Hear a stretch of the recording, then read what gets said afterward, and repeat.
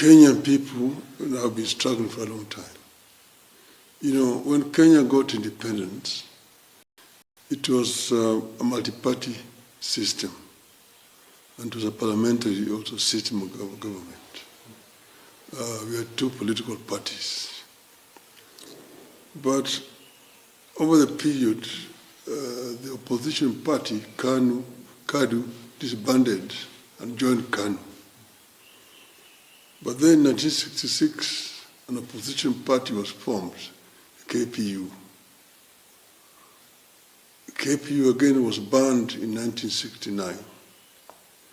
So from 1969, Kenya had a de facto one-party system of dictatorship. That went on until 1982. Of course, in that period of time, several people tried to form political parties, but they were not allowed. And we intended to form another one in 1982. But in order to prevent that from happening, an amendment was removed in Parliament to create what was known as Section 2A, which made Kenya now a de jure single-party dictatorship. From that time onwards, of course, there was other developments which were basically eroding people's rights in the system. In 1988, they came up with what they called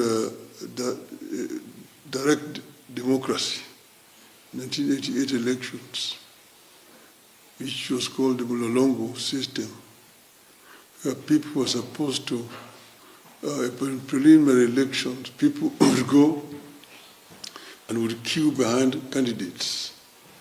Then the candidates, the delegate would be counted, and anybody who got more than 50% of the votes would be declared automatically elected without having to go to the polls for balloting. This Mulolongo system was abused seriously, and it caused quite a lot of dissension. A number of people who were not wanted by the system were rigged out in 1988. But that actually, I just wanted to go back to that after the amendment of 1982, that made the country a single-party dictatorship. Kenyans were now left without any option. And that's when there was the coup attempt of 1982, which resulted in a lot of repressions at that time, and also a number of people had been detained, some of them before and others after. There were detentions without trial. Several people were detained, people like Maina Kinyati, Kuigwa Mwere, Joja Nyona, William Tunga, Katama Mkangi, several of them had been detained.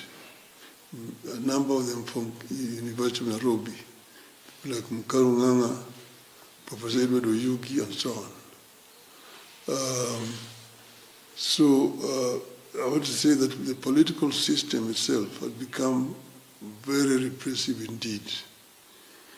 So after the elections of 1988, come now 1980, the people had enough. And one of those people who had been rigged, or some of those who had been rigged, was late Kenneth Matiba and Charles Robia. Now, in 1988, now in May 1990, to be exact, I think it was 2nd of May 1990, Kenneth Matiba and Charles Robia issued a they addressed a press conference in which they said that Kenya was now ripe for multi-partyism, and that they wanted to ask the Kenyans to go and express themselves, see if they want multi-partyism or they don't want multi-partyism. They proposed a rally at Kamukunji grounds, the historic Kamukunji grounds, to be held on the 7th of July. 7th of July, this is 1990. So after that press conference, there was, of course, an orchestration of condemnation from the system. These were tribalists, anarchists who want to create chaos in the country. Kenyans do not want multi-partyism. Kenyans are against multi-partyism and so on. So this was orchestrated by the KANU machinery, which was then very powerful. I had myself just been released from my 3rd detention at that time. Me and Kenneth Matiba had been friends for a long time. We used to manage soccer together in the early 70s. So Matiba then came to look for me in my office. And he told me that the way things are going, these people are likely to detain us. So at this stage, the only person who can save us is Jaramogi, if he can speak. And I want you to link us with Jaramogi, which I dutifully did, and I made arrangement for the meeting between Matiba and Jaramogi. Matiba came, and then he explained to Jaramogi that you were like a cock that crew too early when most of Kenyans were deep asleep. But now Kenyans are awake and they are ready for what you had wanted. And we want you to be there and lead us, and we will be supporting you to go and challenge this government. Jaramogi asked him to bring his friend, Charles Robia. So they came the following day with Robia. And Jaramogi was with Oneko and Lukobok. They talked, and eventually they agreed that we would form a movement going forward to pressure for the formation of, for the repeal of Section 2A.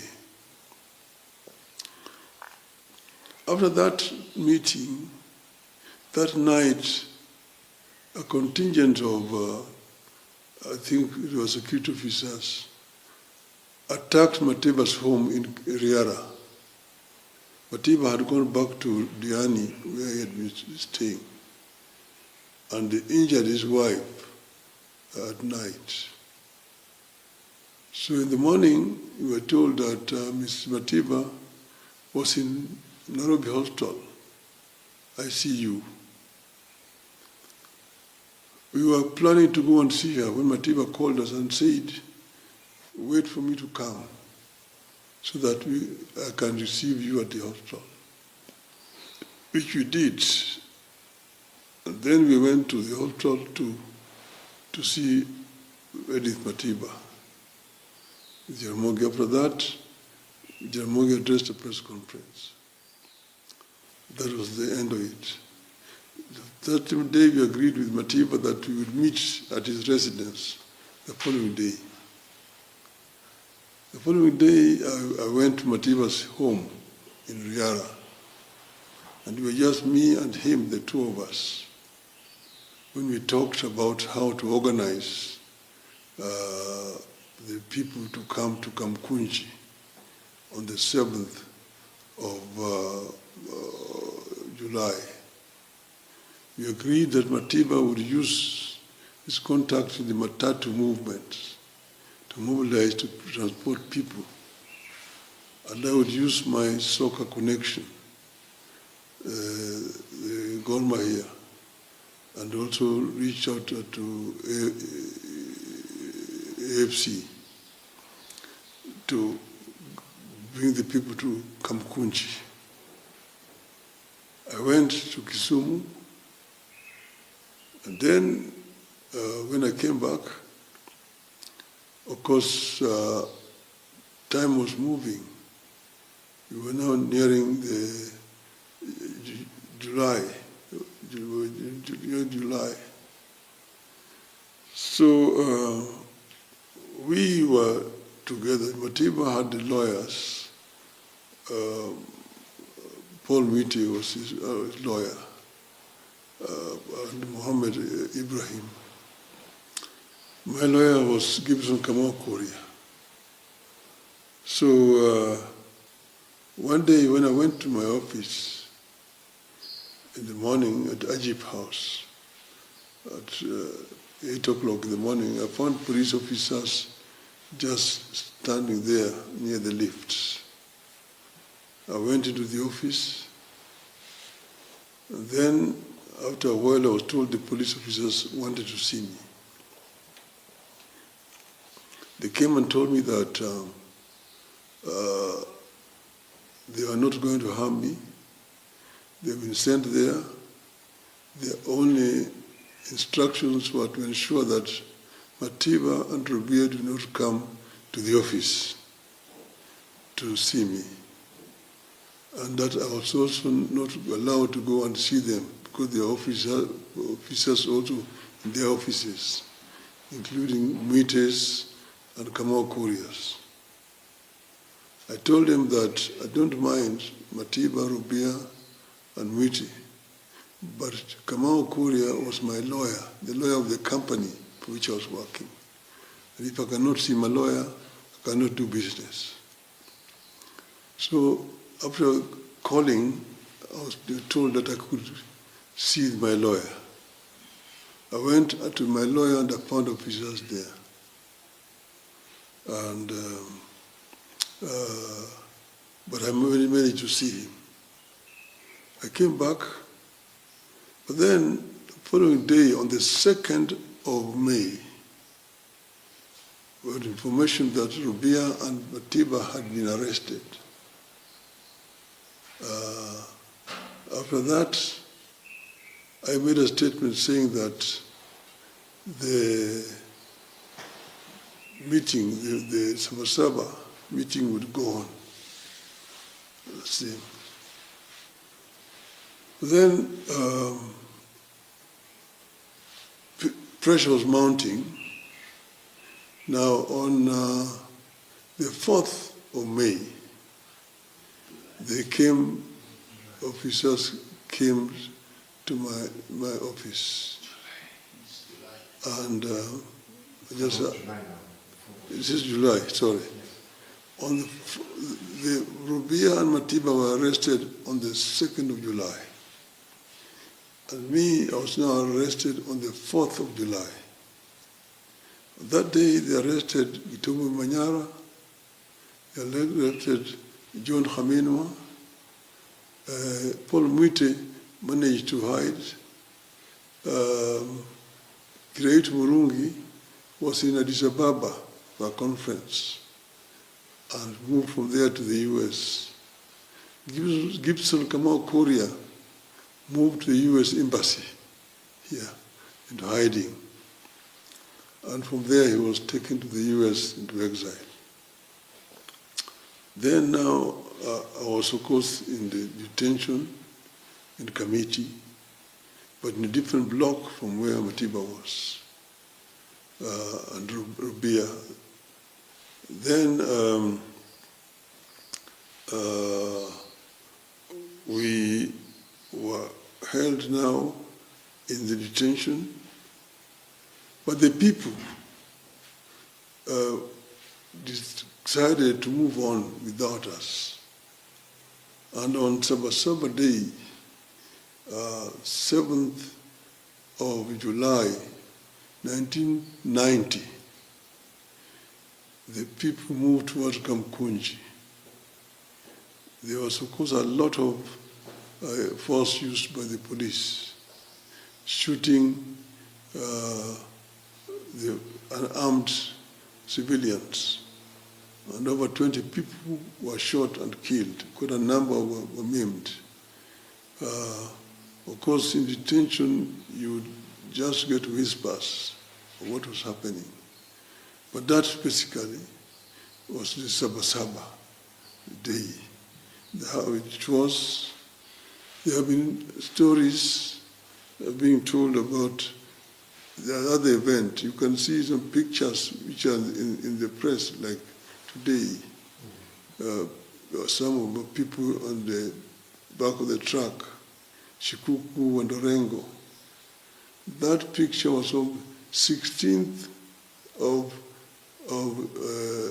November 1991. That is not Sabasaba. Sabasaba was 7th of July 1990. You see, and it is what actually gave rise eventually to Ford. So when we were released in 1991, then by that time we found when our people who had remained behind had tried to form the National Democratic Party and had been denied registration. And after that, they went to court. And when they went to court, they were not, the court, of course, could not change anything because they said that the Constitution tied their hands. And it was after that that we then decided that we form a pressure group. And this pressure group, this time, we sat down, we were 5 of us. This is Paul Muite, James Orengo, Anyang Nyong'o, Juager, and myself. We were the ones who decided to form the Ford. But we decided that we should not come out openly ourselves because we would just be taken to detention. We decided to bring Moise Pierce, whom we argued probably he would fear to detain easily. That's how we brought in Jaramogi, brought in Martin Shikuku, Masinde Muliro, George Nthenge, Bamaris, Ahmed Bamaris, and Philip Gachoka. And we decided to form a pressure group called Forum for Restoration of Democracy.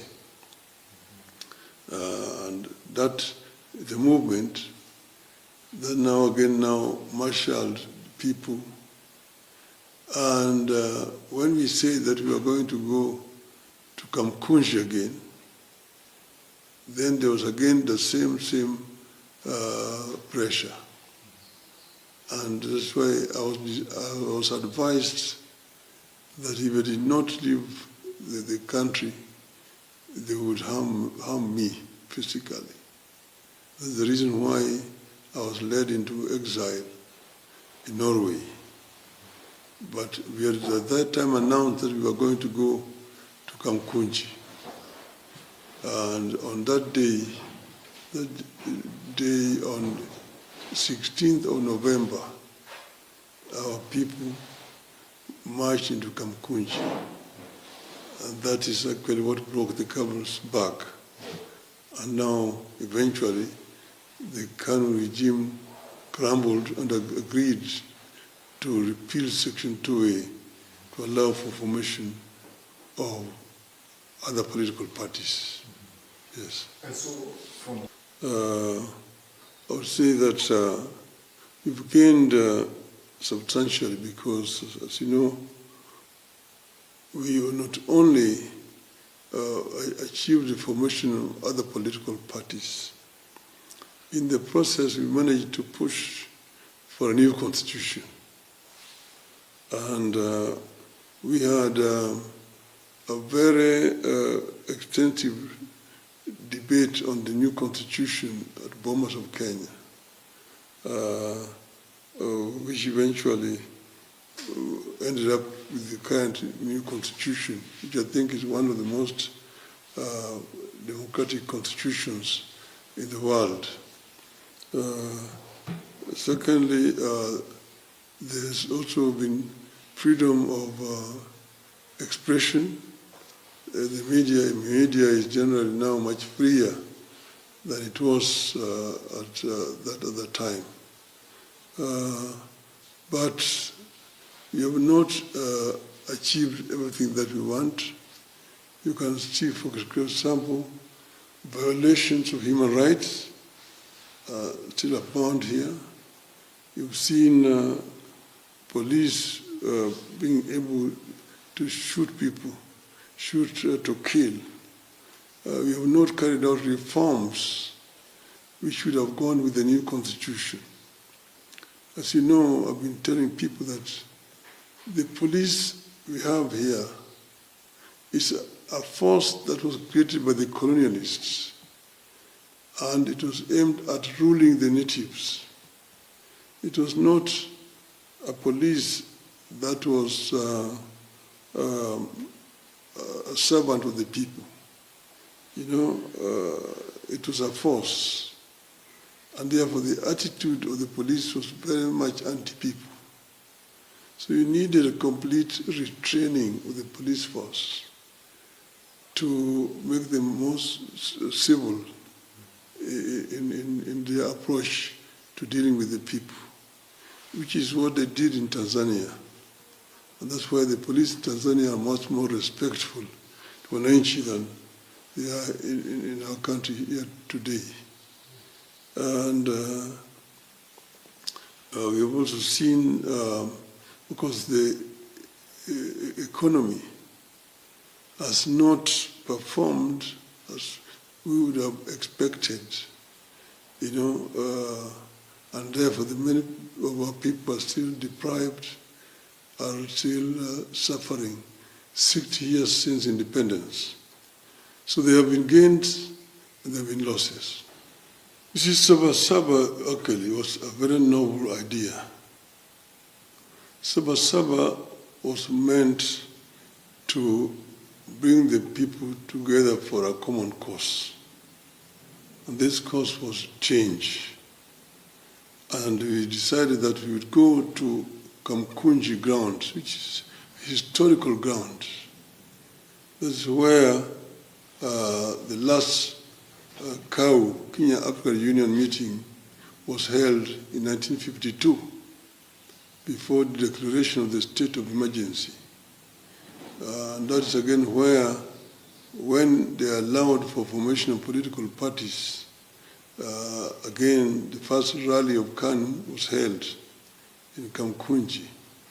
So Kamukunji, that is also why eventually when they lifted Section 2A and allowed for formation of political parties, and the first party to be registered was the Forum for Restoration of Democracy.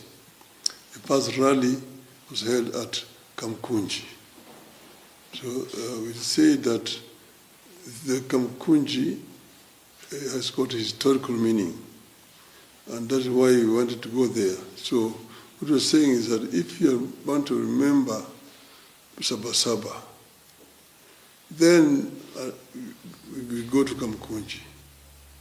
I always go to Kamukunji, even quietly, but I always go there on Sabasaba Day to just go and remember the people who lost their lives there.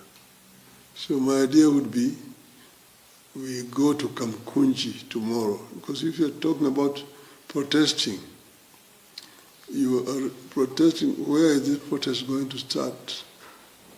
And where is it going to? My view would be the road should lead to Kamukunji. And then in Kamukunji, people meet there and pass a resolution. This is what we want, the Kenya we want. To me, that would be the best way to remember people who have died fighting for the right of the people of Kenya.